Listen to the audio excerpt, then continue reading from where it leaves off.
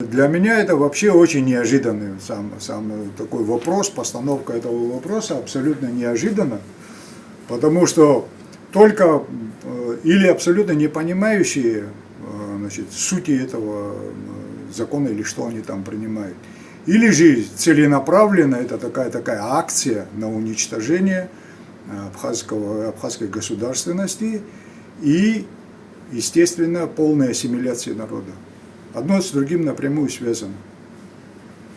Ну, бывает такое, что народ не имеет государственности, но продолжает иметь свою культуру и свой язык. Есть такое, встречается. Но в нашей ситуации все наоборот. Вот эта вся государственность создавалась, чтобы сохранить собственный народ. Если вы даже помните, когда признание России было, какие слова люди говорили, депутаты, президент России, что говорил, чтобы сохранить народ, ему государственность нужна, если мы признаем эту государственность.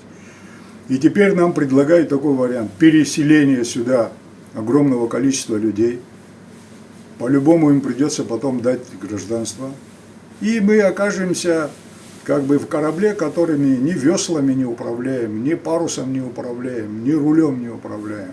Все, бесконтрольное движение. Помимо того, что ассимиляционные процессы абхазского народа идут семимильными шагами уже сегодня. То есть это чудовищное предложение, непристойнейшее, опаснейшее предложение абхазскому парламенту, народу, это вызов вообще обществу. Я считаю, что это крайне недопустимая вещь. Потому что это буквально в течение нескольких лет приведет к полной дестабилизации. Это вот мое убеждение. Этот закон принимать нельзя. И нужно общественное порицание тем, кто вообще выдвигает такие законы против своего народа. Понимают это они или же исходят из лучших побуждений, но их лучшие побуждения разбиваются об исторические факты. Сколько раз мы знаем, из-за чего у нас все войны возникали, что кто-то, став большинством здесь, вдруг начинает считать себя хозяином этой земли.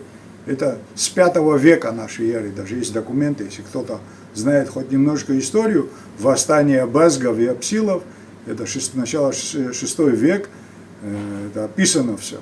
Сколько раз можно наступать на эти грабли, и это происходит регулярно. Категорически нельзя принимать этот закон, но все общество должно высказаться по этому поводу.